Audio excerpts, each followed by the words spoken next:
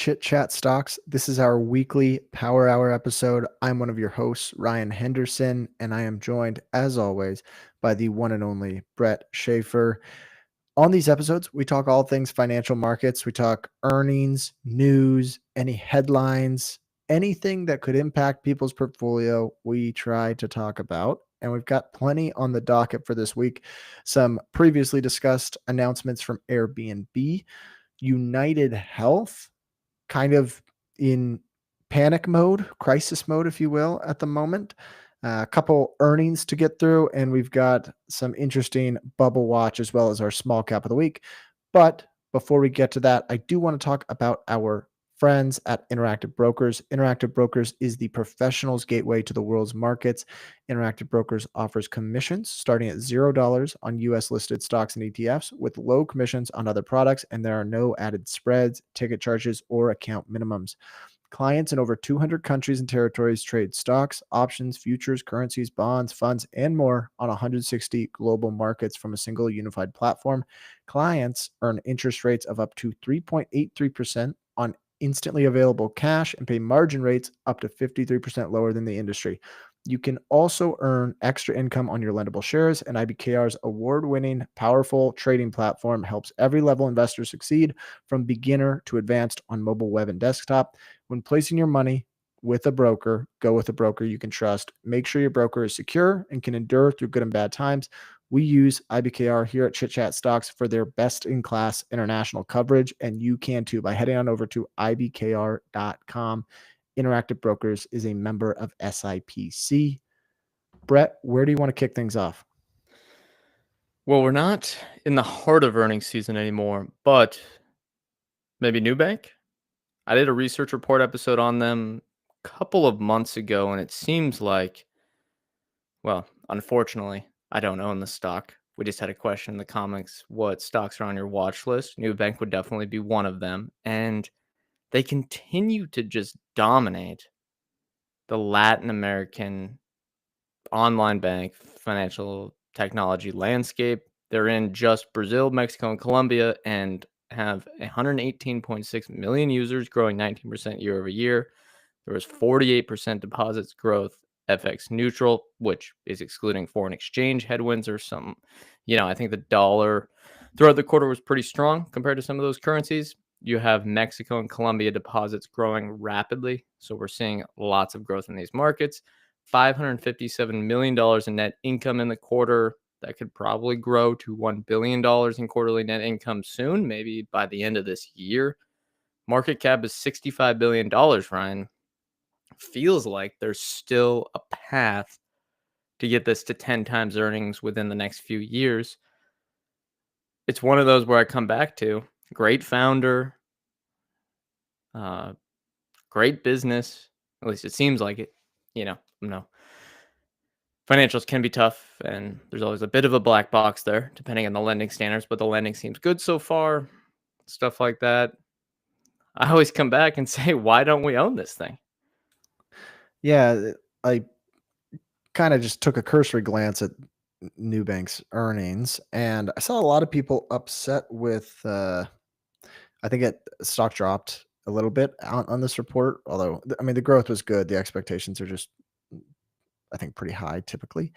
A lot of investors who I think are probably migrating over from the tech world were worried about margins. Like, I think they're worried about, like, oh, margins are compressing.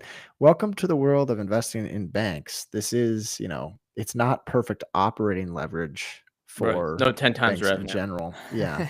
So, yeah, margins, I think ultimately for this business, primarily you want to be focusing on active customers, active total deposits, and then any sort of color you can get on the lending portfolio overall. Because if you just look at numbers, they're always a trailing indicator, net interest margins. Like, you want to get a sense of how the loan portfolio is going to perform over the future, as opposed to just purely paying attention to trailing net interest margins. Anyways, yeah, I don't know why we don't own this.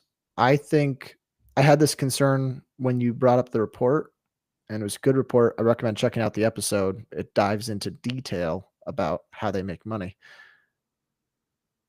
But Latin American fintechs, I just have a hard time with because we've seen a lot of them seem really sexy at the time, look really good, and then there was sort of a hidden, what are they? Trojan horse, I guess, in the loan portfolio, where there was maybe a ticking bomb and you didn't see it coming. So that's probably my biggest hiccup or hesitation. What if I showed you this headline, Ryan? This is just a tease. Some of the article is paid from our recurring guest, Latin American correspondent Ian Bezek, who lives in Colombia, says, and this is the title: "Why I, a former Nubank skeptic, am now looking for shares to triple." Posted 2 days ago. What is it? That's got, Ian knows Latin America. He knows the underlying markets that this company is operating in. I got to say, it's a nice, how do you describe it? It's a nice vote of confidence that this business is not masquerading as a good business. Well, I'm trying to remember the fintech companies. Well, we're going to talk about one of them today, Block.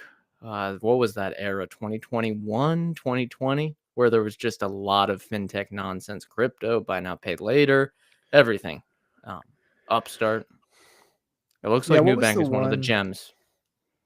There was one that was like Berkshire had taken an equity stake in it, and they sort of had a lending bomb go Oh, in off. Latin America, StoneCo, maybe. Stoneco, that's right. Yeah. Yeah, no, I mean, if Ian Bezek gives it his mark of approval, that means a lot more than my opinion on the company because he probably follows it a lot more closely and has boots on the ground, plus just a phenomenal investor all around.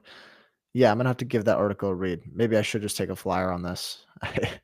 It's i- it's one of those where the every quarter the charts are great to look at and customer growth is fantastic. And for some reason, I just, without ever looking at it, I instantly think this is too expensive. Without even looking at the valuation, I just think it's going to be outside of the valuations I look for, and No, it's not often I'm crazy. wrong. Yeah, no, you Yeah. mentioned it in your report. It's really not too crazy of a valuation at all. Do we want to talk? Here's an interesting one. Americans still like paying someone to go get their groceries. The recession, Instacart heard nothing about it. Yeah, they are. We have a comment here though from another investing podcaster, Matt Money, that says I have $95 leaps on Nubank for January 2027. So hopefully that works out for you. Could be a not bad investment there. But yeah, let's. I think that's all I got on Nubank. Let's transition to Instacart. The business, I frankly don't understand, but people seem to keep coming back each year. So it looks like they're turning themselves into not the worst business model in the world. Yeah, I find it almost when you don't understand the consumer behavior, this is not a slight to you because you're more the rational consumer. Frugal, yeah. I tend to think there might be some legs here. I think you underestimate American laziness and Laziness, yeah. Instacart, that is probably them and DoorDash are probably the two businesses that I would have thought, wow, they were big COVID beneficiaries, but that's going to get eaten away by competition. I guess Zoom too, but that actually did happen. But they are the two instances where it did not happen. And COVID gave them, I think, the head start or the boost that ultimately is helping them today. They still continue to grow their total orders, and their total orders are actually accelerating now. The growth in total orders. 83 million total orders, I believe, this quarter, which grew 14% year over year. Average order value declined by 4%. Not sure if that's intentional by design, if Instacart's offering stuff on like, I don't know, trying to incentivize like less merchandise in your typical basket, or maybe that was just the typical ebbs and flows of a business. But the part that I like here is the advertising revenue. They It makes all the sense in the world for CPG companies and food brands to advertise on Instacart and get like premium listings there. I mean, that's a perfect place. You know, people are shopping on there.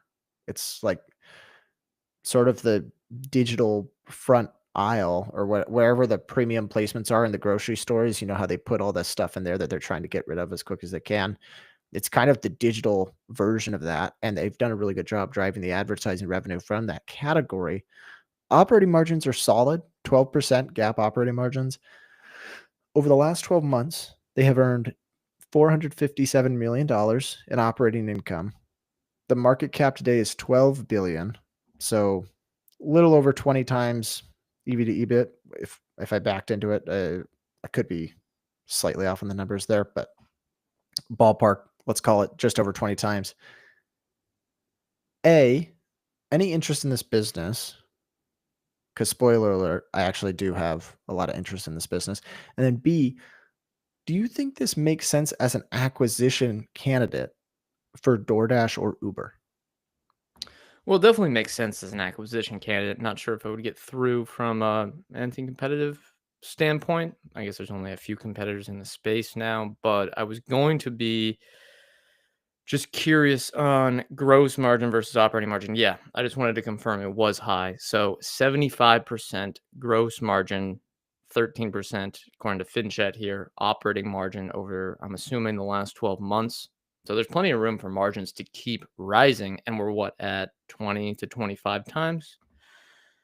If you can get around a thesis that operating margins can go to 15 to 20 to 25% to 30% as they gain more scale, I would definitely be interested here. But let's say I don't know how they define their expenses on their income statement. So they could have like, I don't know. There could be some cost of revenue in the income statement. So don't say this is not a recommendation to buy, but it looks cheap and it looks like a durable player out there. The other thing I would want to research is the market share gains and losses versus DoorDash and Uber Eats. I'm a bit surprised that the two larger players in the space, DoorDash and Uber Eats, have not eaten into Instacart's market share, similar to how Grubhub's uh, struggled, and what was the one that Uber bought? Postmates, and Instacart seems to be doing just fine. But yeah, definitely some interest. Stock doesn't look too expensive. Yeah, we've seen a lot of like second tier marketplaces, if you want to call it that. Think Lyft, Grubhub, uh, Just Eat Takeaway. I think that's more European. Get just kind of wrecked, like a rough couple of years, especially following COVID. It w- I would have had no way to predict 3 years ago whether or not Instacart would be in that bucket or the DoorDash slash Uber bucket, where the market places have thrived and had sort of strong brand customer loyalty despite there being other alternatives. Instacart's totally proved that they can be a legitimate marketplace, and I think people, I mean, it's synonymous with shopping online for groceries at this point. It's kind of the go-to when you think about that. If I were an Uber shareholder, I would not be upset if they spent some money to acquire Instacart. Obviously, don't want it at a crazy premium, but I think under their app, this is more powerful. They obviously reach more customers, and they already are starting to sort of loop in those convenience store type trips to the Uber Eats app. So I think this seems like a reasonable acquisition candidate. I like the business, and frankly, this might be on my research list. Companies I need to look at. Yeah, or maybe mine. I need to pick one for, I think my next research one's coming in June. Need to pick one still, so maybe I could steal it from you. I would, I guess another thing I like here is that unlike food delivery or restaurant delivery, there's actually no, how am I trying to say this? Customers are generally, they get upset with food delivery over time. I think the product quality is way worse than in a restaurant or with traditional food delivery like pizza or Chinese food or takeout. and the fees are very, very high. Whereas Instacart with grocery, it's something that is a larger purchase. It saves people a lot of time, where typically a grocery store run might take you, 20, 30 minutes and you got to drive both ways. So I see the long-term value proposition there. And then you also don't have self-driving risk as you have with Uber. So maybe grocery delivery is the best part of this entire gig economy, food, uh, transportation, and restaurant delivery Yeah. value chain. Autonomous shopping is not a threat yet. The humanoid robots, but that would be a benefit for them, right? Because True. Yeah.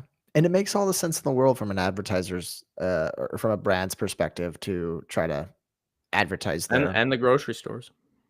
Yeah, and you can deliver true value.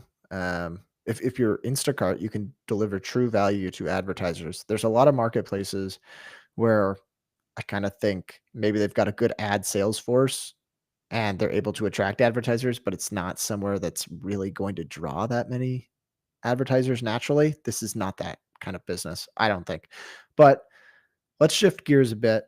Airbnb had some big announcements. We just did an episode on them, and a lot of the predictions by Drew from Speedwell Research came to fruition, or kind of it was what we were expecting, we should Somewhat, say. yeah. Yep, generally. And if anyone wants to listen to that episode, it's in your podcast player already. If you're listening to this podcast, it's going to be the one right before it or right after, depending on how it's ordered. Ryan, you have the notes on this, so why don't you take us through it? But it seems like, as a tease, a lot of investors, at least on FinTwit, are very skeptical of these new announcements.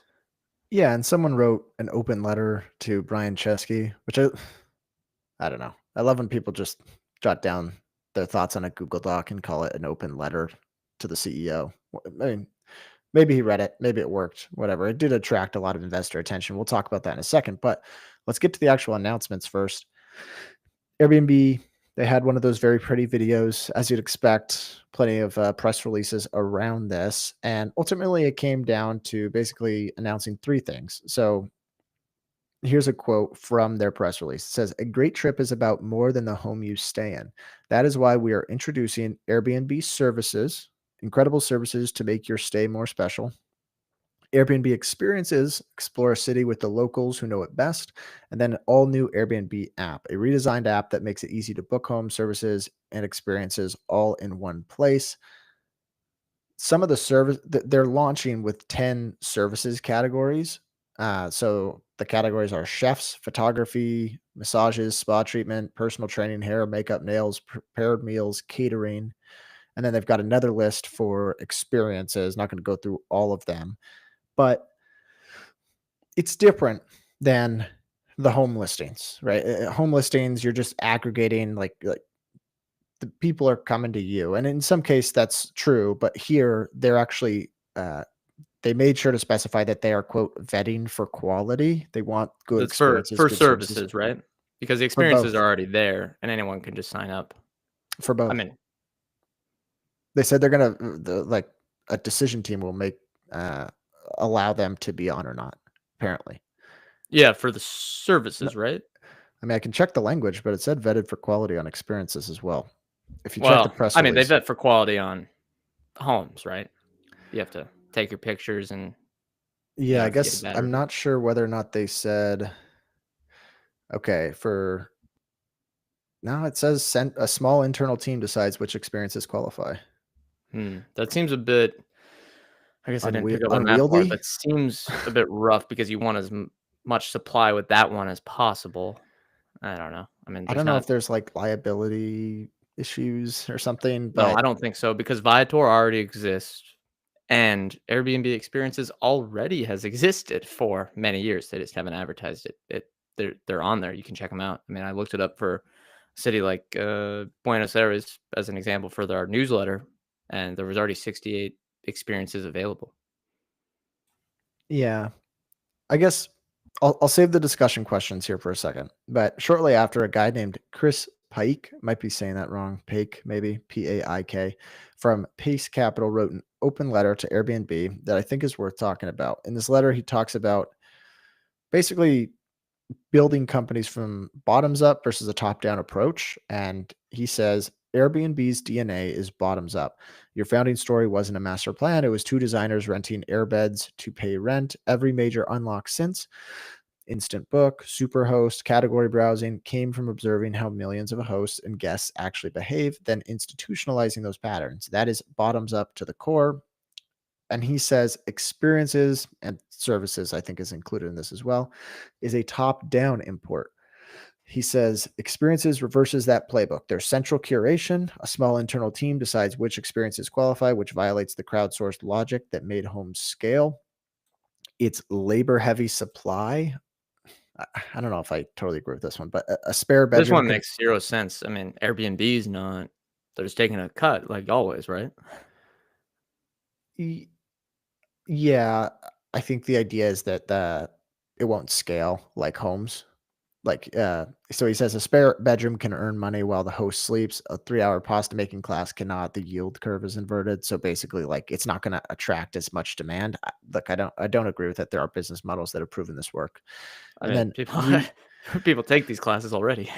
yeah, repeated relaunches. He says this product was paused in 2023, reopened to new hosts only last September, and is being relaunched again this month. These resets are signals that the market, not the mechanics, is rejecting the idea. There is Like, also, he kind of takes some jabs a little bit at Chesky. Like, I think in one part, he's like, look, I know you've built something really good, so it's probably easy to think you can do whatever you want, but this is not like you can't will this market into existence. And the market I, already I exists. yeah, What? so I didn't think some of the jabs were fair, but I do think some of his critiques around experiences being not sort of Airbnb's core are legitimate. My question is to you, what do you think broadly of this announcement? Do you think there's any validity to some of these critiques? Uh, Let me go with the last one first. I think the central curation one maybe could have some critiques. I understand why with the services they would want to vet people because you don't want to send an unqualified, I don't know, personal chef or what would it be, a massage to someone's home. That they're the Airbnb that they're already renting. That would be not good. And you obviously don't want to have, bad actors in that situation. But everything else here doesn't really make sense to me. People need to remember that Viator exists. You can look up any trip thing like that's an experience. This is a direct experiences competitor that is called Viator, and it's doing things you would do on vacation. That's not staying at the hotel or Airbnb, which are tours, activities, cooking classes. I don't know, the nightlife bar crawl things that people pool together and do the little deals to hop around the cities. If search Viator in the city you're located, that will probably pop up. And if you don't live in a tourist area, search a highly tourist area. These experiences, I mean, there's an existing market for it. And the way that he said that, like the signals are that the market doesn't want it, it's because they essentially hid the product within the marketplace. They weren't accepting new hosts for experiences. So there wasn't much supply on there to begin with. And I would argue that they maybe dropped the ball by not focusing on this for a long time because Viator has grown really quickly in the last 5 years and is now probably a decent competitor for Airbnb experiences. Services, this is how I think they're looking at it. They're trying to look at what a maybe only upscale hotels, but what hotels can offer their guests. Essentially, the spa, the gym, restaurants, food, all that stuff within a very nice area. You don't even have to leave the hotel. And one of the key things that Airbnb is trying to do is turn some of the people that go to hotels and convince them that they can stay in an Airbnb. And the services one, like Ryan, it's not for us.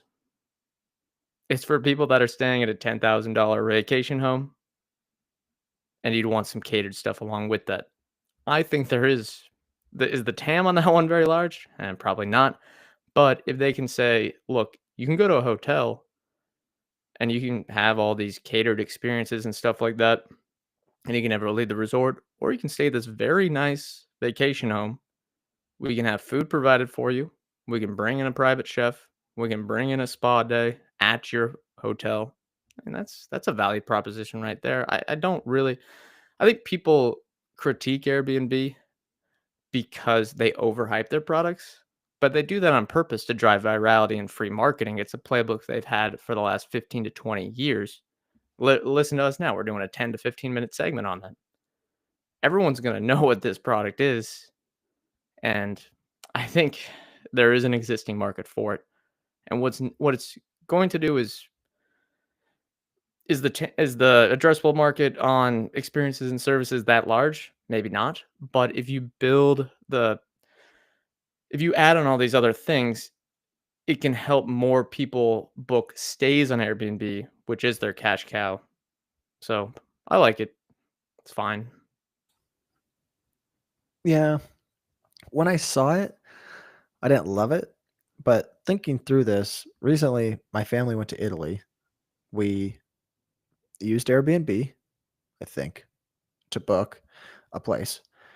We got like photos done, like family photos while we were there. We got a cooking class done as well, or we went and took one. So those things could theoretically be done on Airbnb as well, especially if you're thinking about those prior to like a trip, like things you want to do while you're there. Yeah, and they So have you as a captive audience where they can say, "Look, while you're there, book our class." It's not our class, but book who would be Giovanni's class in Italy. sure, You know, I I do worry that this. I think it would be better if they were doing this today and they hadn't had sort of a botched launch 2 years ago. Maybe it would feel like a more unique product. But you think about it, I mean, 2 years ago, let's not pretend like they didn't try to make experiences work. I mean, they redefined their nights booked to nights and experiences booked. They talked about it on conference calls. It was they spent the same amount of money on some designer to make a nice video, and this was two to years announce the ago. launch. I think it was 2023 when they first announced or was it last This year? guy might be getting it wrong. I mean, they launched experiences first No, in this is just my thoughts. 2017. The 2017? That's when they first launched it. Yeah, I feel like they, like, tried to relaunch this, like, a year or 2 ago. maybe that could be correct, but I know the initial launch was well before the pandemic. I get my product launch history from Brian Chesky's Twitter account, so maybe it's just him reposting stuff. But, this has been out there, right? Like, it's not like they haven't been trying to make this grow. So I do, to some extent, maybe worry about lack of focus here. However, it's certainly a viable market to go after. I don't think it'll be as big as stays, but I think this could be supplemental, and hopefully they are not investing too much into this and it's not going to be too costly of an endeavor to go after it. My guess is it won't, but if you're using like centralized curation where you're going through and picking all these things, then I worry that you're maybe allocating too much resources to it. Maybe. And look with with the thing that it hasn't been working. Look, they paused. No one could join the hosts. Now people could book the existing experiences. So like again, there's not very many offerings out there, and they didn't market it at all. At all. It was very, very difficult to find throughout the application. So I would expect them to market the hell out of this and market on both sides of the marketplace. So they're going to try to get as many hosts to join as experiences, which there are a ton out there. Just look at Viator. And then they have the existing users to try to market to. I don't think it's going to be that difficult. Um, but maybe I'm wrong. Maybe I'm too optimistic. If we look at, I was trying to look up the timeline. Let's see. Here's what it says, just to clear it up for the listeners. They first launched experiences in 2016, halted during the pandemic. They resumed it in 2022, but again paused in early 2023. Uh, maybe so that it wasn't very long. Like they probably just said maybe we have more things to focus on the core. I don't know. Chesky kind of goes back and forth on some of these things, and then they finally started taking new applications from the host side of things to join late last year. So I wouldn't really call it a dead product. I think people are very misunderstanding what actually happened. Now, the initial launch in 2016 was not as big as they thought it would be, but post pandemic, it, anyone that says that this isn't a viable market just doesn't understand like normal tourism. Doesn't I mean, if anyone has the right to win in this market, it's Airbnb. Sure. But well, okay, I agree it's a viable market, but honestly, I'm skeptical that it it's so hard when apps become synonymous with one thing.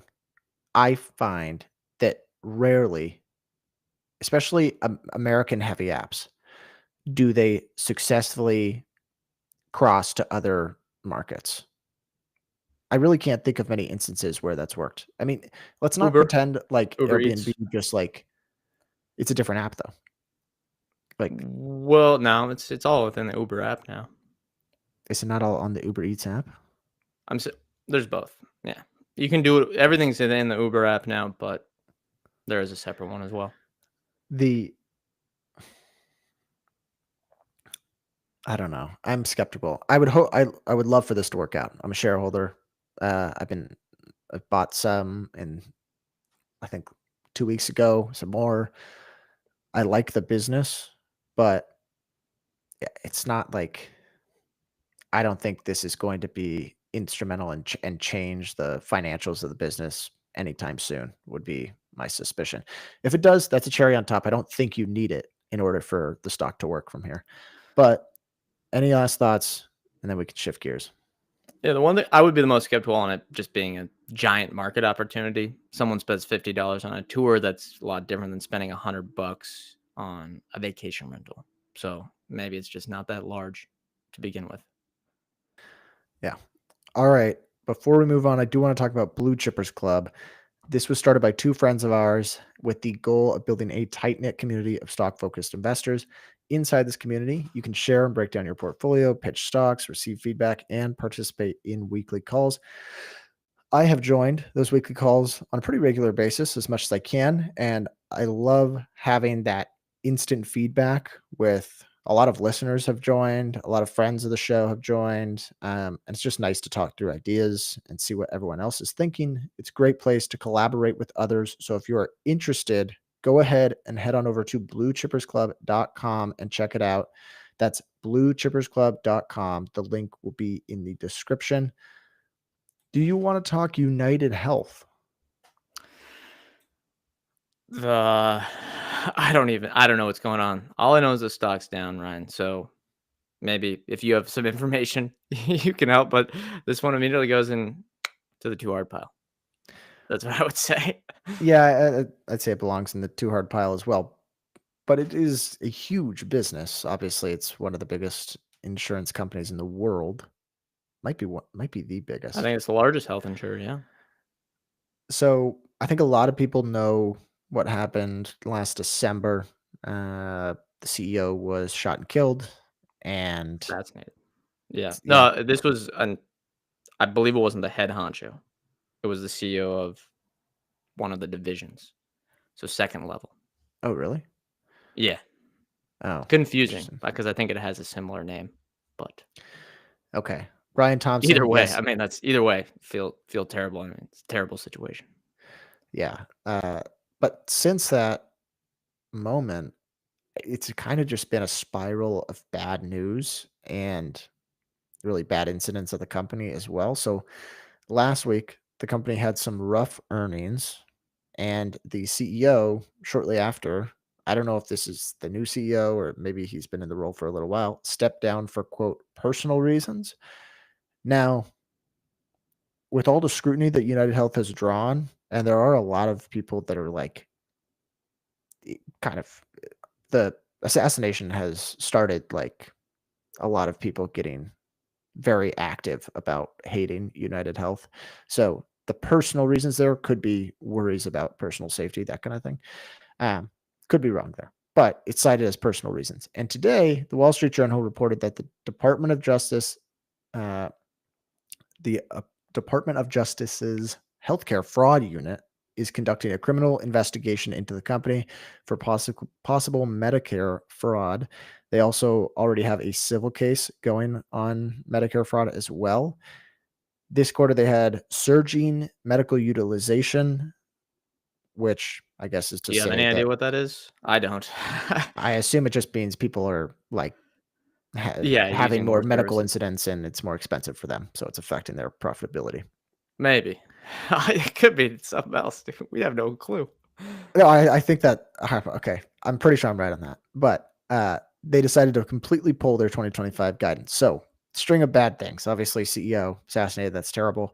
Uh, earnings not great. Pulled guidance. New CEO resigns, and 3 days later, they are being investigated for possible Medicare fraud. UnitedHealth is down almost 60%. It has not had a drawdown like that since the GFC. The forward earnings multiple, which keep in mind, forward earnings, so that E can change, got cut in half in a matter of like 3 days. I think it was trading at 11 times forward earnings. Is there any price where this becomes researchable for you? No. I don't know anything about the business. I don't know. It would be very hard to understand this business. You're at the whim of what the government decides to do. They could also decide that Obamacare is done. Whatever, go through the legislation and stuff like that. But why? What is this stock? Is this stock for me? No, I just have no interest in this unless you have researched the company and were optimistic about its business prospects before this stock collapse. There is no way you should invest in it. You don't look. People made money on during the short banking crisis of was that 2023. People made money on that.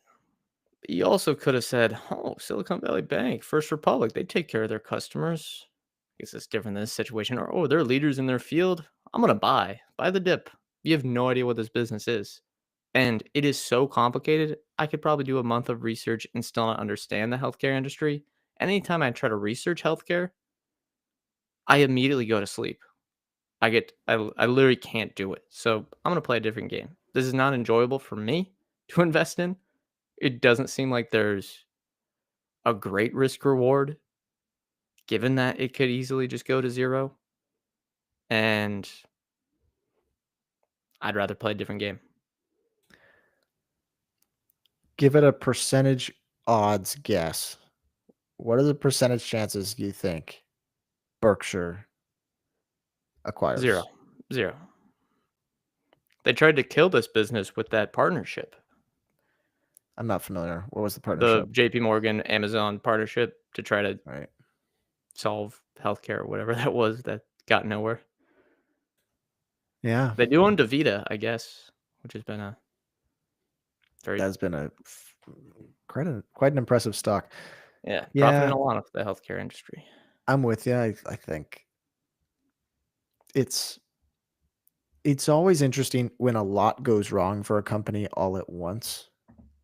And without knowing anything, my gut tells me that this ends up being I don't know. I saw this recently that there's a basket of stocks of like always worried about something happening and nothing ever happens.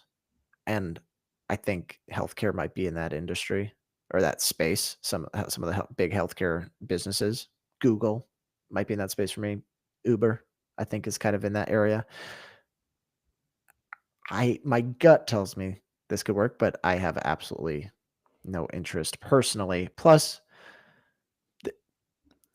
I, I think I have just a mental cutoff at like $200 billion market cap. Like I don't feel that inspired to do research on a new business, especially one where it's an industry where I need to get up to speed on it, the whole industry. Google, Yeah, Amazon, whatever. It doesn't take that long to get up to speed on that. Healthcare, that's a little different.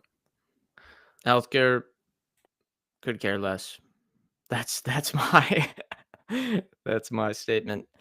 What do you want to talk about now? Bubble Bubble watch? watch. Let's do Bubble bubble watch? watch. Yeah. Did you see this? I'm sure you did. It was all over the internet. Basic Yes, I capital? saw it. I stopped watching after he started talking about like uh how poor people don't have enough access to borrow money at really high Yeah, interest people can rates. just yeah. The US government has allowed you to get a 30-year fixed loan on homes, but there's not enough access to debt in this economy. Yeah. Yeah. Okay. Let's Go give through some it. context for the listeners that aren't on Twitter. There is a new startup out there called Basic Capital, and they did a launch video. I have the launch video here. There wasn't really much that I think we don't need to listen to the full minute 30 because they don't talk about the full product. But here is what Basic Capital is going to offer its customers. Essentially, you can get, would it be 4 times or 5 times leverage? Essentially, you put in 2,000 or $20,000 and they invest $100,000 for you. So you have $20,000 in equity and then 80,000 is levered. Now we can look at it. I mean, it's, there's You can stop if right people there. use debt, it doesn't necessarily mean it's a bad thing, but the way you're financing it seems a bit risky. Here's what the founder says. You get so the 4 times financing of your, say, $20,000, you have add $80,000 on top of that. That is at a 6.25% floating interest rate. Floating. The assets are split. Drum roll, Ryan. 10% S&P 500 index fund and 90% in a private credit fund. Yeah. Whose private credit? Their own private credit fund? Actually, there people haven't confirmed this, but there's been discussions that given the way they're saying there's no margin calls and stuff like that, they would have to basically funnel it into their own fund. I'm not an expert on this type of stuff, but the way he argues it is that you have the 90% credit is yielding 8.5%, and your loan is at 6.25%. And given, I guess the math works out to 11% returns on the original investment. And then let's say this is what he's just spitballing on Twitter. He goes, and then you get the equity market upside from the other 10%. Let's assume that's 8%. Yeah, let's just assume that stocks are going to do that well, guaranteed. He says combined, you get 14% return with less equity market exposure.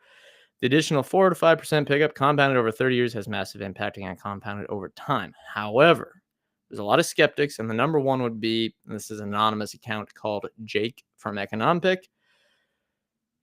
He is very good at dissecting fees and stuff like that and just how all these new financial products work. If he starts being skeptical of your product, you might need to revise it. That's kind of would be my rule of thumb. So if we look at, and again, it's hard to talk about over audio, but if you look at the returns, you are long 50% S&P 500, 450% a private credit fund, which again, he's essentially like the founder is saying, look, there's this 8% return on this private credit fund a year, interest. He's like imagining that these won't default. Okay. Uh, and then you're short in this case, basically your expenses, 400%. You have a 6.25% payment in kind loan, $300 a year in fees. So you need to be giving them enough money to make up for these annual subscription fees for the product. You have a 0.5% expense ratio and 5% taken of all gains. And the way he looks at it is they said, this is their marketing pitch. You've been able to lever up your home buying. Why not lever up your stock portfolio? And I couldn't really say it better than myself here. I couldn't say it better myself. He says, comparing 5 times leverage on opaque credit to owning a home with a mortgage is BS. A mortgage historically turned a rising expense in rent into a fixed payment while equity was built over time. The liability was fixed and decreasing. In this case, the liability compounds. and there's obviously way more potential volatility. Have you ever seen what credit yields do in a financial crisis? I was just posting a lot of Michael Burry memes, looking at mortgages, kind of glancing at the screen. This seems destined to blow up. It's like they're saying, we saw how mortgage-backed securities over a 40-year period turned into the great financial crisis. Why don't we try it with 401ks and Roth IRAs? You know what I always think though, when we criticize these things, because they do deserve criticism. We're giving them free press. Free marketing? No, I Yes. think we're giving them Do you think this is what they wanted? not a single listener to our show. I am, let's say, yeah, like here's Tyler in the comments. Actually, a different Tyler, Tyler Franklin, two Tylers of our small. Yes, we're a lot of Tyler fans. Says if you give money to basic capital, you deserve to lose it. I, Ryan, have a high. I put our audience in high esteem. I think they wouldn't invest in this. Yeah. No, yeah, I totally agree. But when you're responding and you're giving it impressions and the video, look, I worry that it ends up. Yeah, you know what? I take it back. I agree. If you invest, you deserve to lose it. The Yeah, look, and it's just I think we could simply kill this. I think the internet can kill this product. I literally think they can kill this business by just saying by just what do they call it? Quote canceling it. tweeting to death that video. Maybe. Yeah. I mean, I just don't use credit to buy securities. Boom. I think that's like for the average person, I think that's a fair thing to do. Like follow that rule. I don't And I and would consider myself the average person. yeah, and the way like the I don't disparage people. Okay, let's say you took your equity portfolio. Let's say you're young, like ourselves, and you took your equity portfolio to 120%, which just means you're taking on 20% margin. Now, this is not 500%. This is 20%. That can make sense. You have more income coming in. You're leveraging it a bit. Maybe you get a decent margin rate, like at our friends at IBKR. Shout out to our sponsor. But in this case, you're levering up quite a bit on a highly volatile asset, including this private credit stuff. People can make all the arguments they want that are way smarter about this than me. But I think common sense here just says it's ridiculous. And one of the arguments from, I think, the defenders of this product were saying that, oh, well, you're not going to get margin call given the structure of it. So the worst that can happen is your equity gets written to zero. Okay. Well, that's not great. No. Remember Buffett's rule number 1. And if the margin call is not there, it has to be picked up by someone else, which I would It's say not that risk free. Like someone is taking on that risk. it's And some passed to someone else. Yeah. yeah. Yeah, I think this is just destined to implode. Okay. Do we want to rip through some earnings? We should also mention our friends at FinChat. We use them all earning season long and in between. You can get financial data on all stocks globally. And I forgot to mention this. I don't know if we mentioned this during the episode.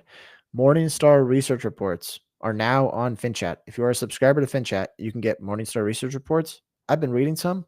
These things are great.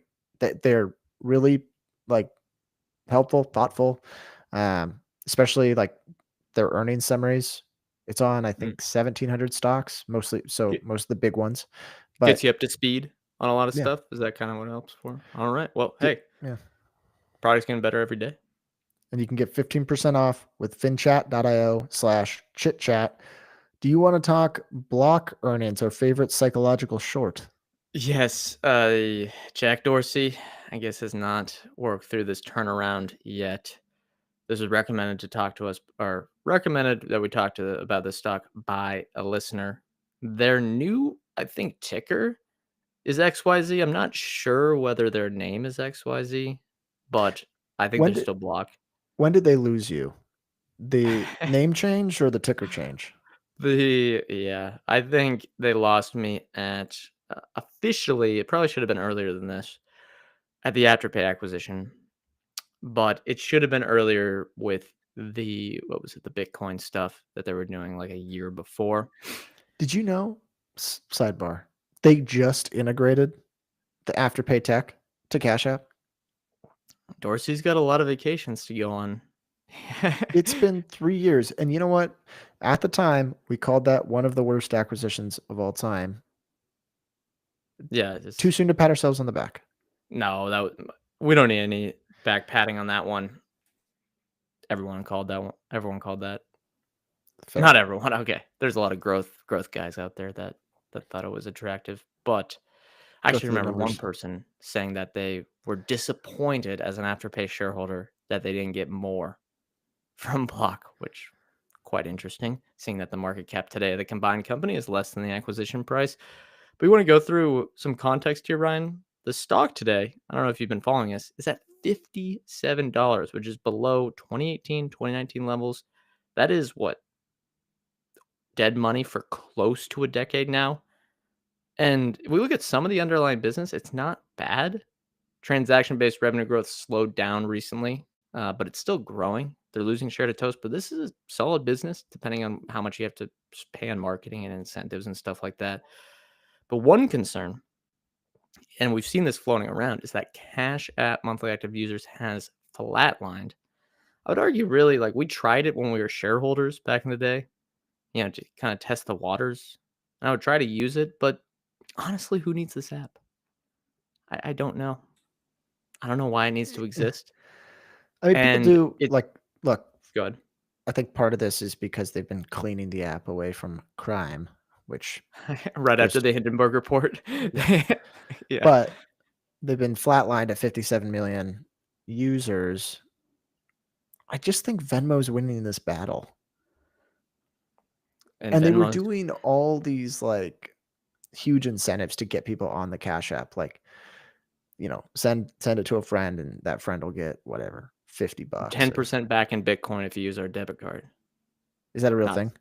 at least like once a month. Yeah, I used to do that and then just immediately sell the Bitcoin.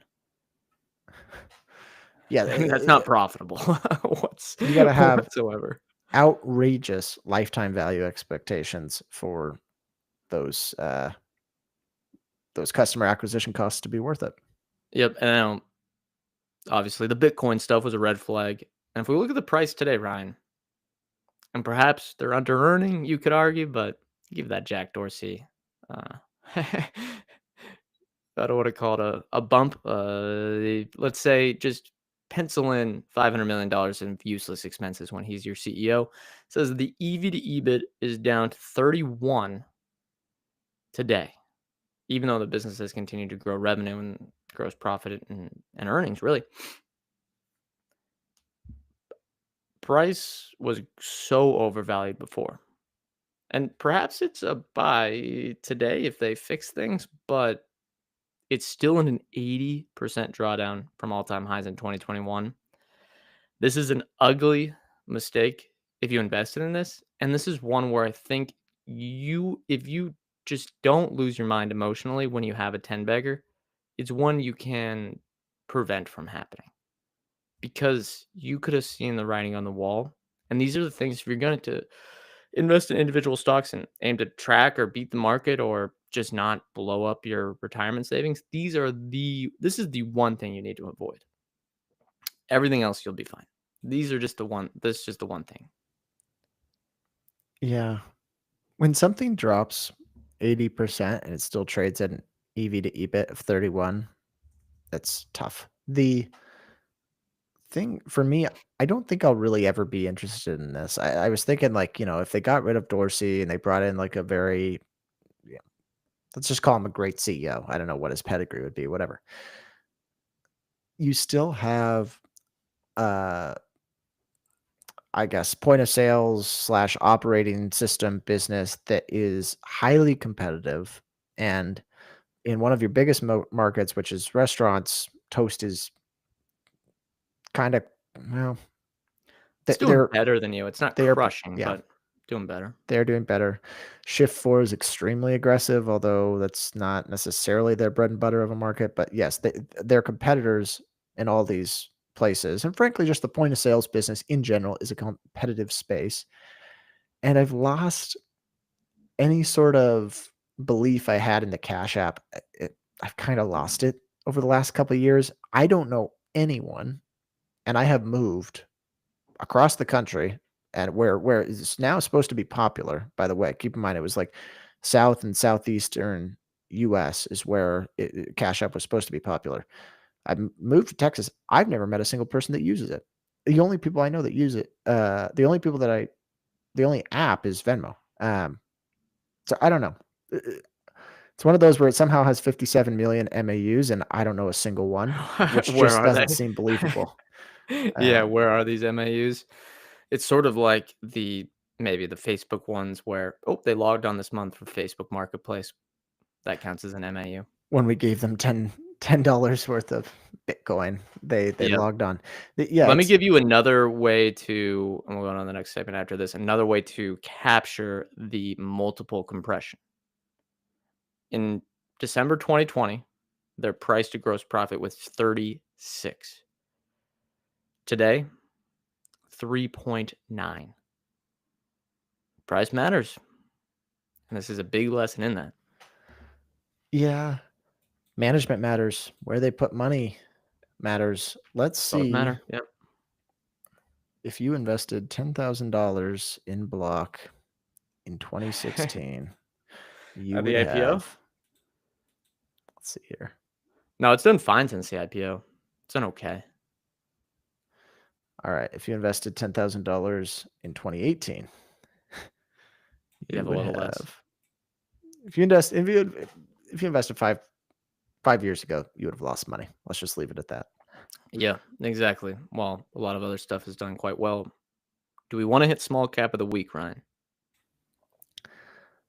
I'd rather save it because someone asked Save us to it. talk All about right. SEMrush. So let's save it and dedicate some time to it for a later episode next week. We What can. about, yeah, because I know you had a lot of detailed notes there, so I didn't want to let those go to waste, but we can save them.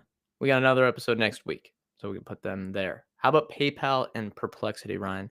I think this could spark an interesting discussion. PayPal is going to process purchases on Perplexity, one of the AI engines, bots. I don't know what to call them. Here's the quote from the press release. The entire process, including payment, shipping, tracking, and invoicing, will be handled behind the scenes with PayPal's account linking, secure tokenized wallet, and emerging passkey checkout flows. Talk about buzzwords. Which could eliminate the need for passwords and streamline the experience to a single user query or click. So, what this means in layman's terms is you can directly buy products through the Perplexity chat interface and essentially tell your Perplexity agent, I guess. You, again, if I'm getting these words wrong, any AI experts out there, I'm sorry. But you can essentially tell Perplexity, go buy this product, and they will, or it will. My question to close out here is, would you trust an AI to do this for you? And could it impact the payments landscape if this new layer of commerce gets added on? Me, no. Obviously, I would not trust an AI to do this. I hardly do any shopping to begin with. I'm going to be pretty meticulous with everything I buy. Is this a common thing? No, this is People new. That's why I shopping put it. through. Yeah, I mean, it's just don't people You want to want browse, to see right? what they buy? Yeah, that's what I think the big concern is over this agent commerce stuff. Remember we talked with, I'm forgetting his name, um, the guy that is within the AI startup space that's come on the show before. He was talking about, and this has been a huge thing now, about the narrative of bringing the AI agents to help you do busy work tasks. For example, I've been on this rental car insurance thing forever. If I could have assigned an AI agent to that, I would have paid quite a bit of money to get them to do that for me. And I'm sure there's other things out there like filing paperwork, stuff like that. But that makes sense to me to have one of these AI agents do that. But shopping, I feel like part of it is the browsing, maybe for inspiration, but having them purchase it for you. There's already one click checkout, shop pay, maybe 3 clicks. I don't know yet the value here. And I don't think, and maybe dunk on me if there's a huge disruption in payments, but I don't think the payments landscape is going to get wildly disrupted because of AI agents. How many times does PayPal announce partnerships that don't end up being super material to the business. I know it's good for Yeah, press for both parties, but uh, they they are pretty partnership happy from what I've seen. I I think agree. this is a bit of I say kind of meh. I- If I'm a if I were a Perplexity shareholder, which I'm not, and I don't, uh, unless It's you're a private. VC, I don't know if you can be, or you're a PayPal shareholder, I don't think this is like the biggest deal. No, I don't either. I again, I'll just reiterate. I think AI agents can have a lot of potential for busy work, but with shopping, I think people want to do that. It's not going to solve grocery delivery if you virtually say, No, "Hey, Instacart will. yeah, maybe you could say I have a shopping list, inspire me with items," but I'm not going to go, "Okay, buy these avocados," and then they're going to buy the wrong kind out of nowhere. Like, no, buy the I would still check the list. There would still be things you need to check through. All right. I think We're we're running going up on long time. run. Yeah, Chime S1. They're going public. Yeah. Well, here wait, potential short or potential long? Because I immediately thought probably short. I don't know. Aren't they like pretty popular? I guess they're not a bank, but aren't they pretty They're a pretty big? semi-bank. They pass off there's an FDIC, insured institution that they partner with to actually host the deposits. They have 8.6 million customers, but they still are losing money. It's like the same size as SoFi almost. Yeah. Depending on price, I like SoFi much better. How do they make money? Debit card, advanced payment loans, bank accounts. I'm sure they get fees from their partner bank too. All right. Well, I One to mean, watch. Maybe the the IPO growth, market's they've opening up. done a good job with the growth algorithm, getting customers onto the app.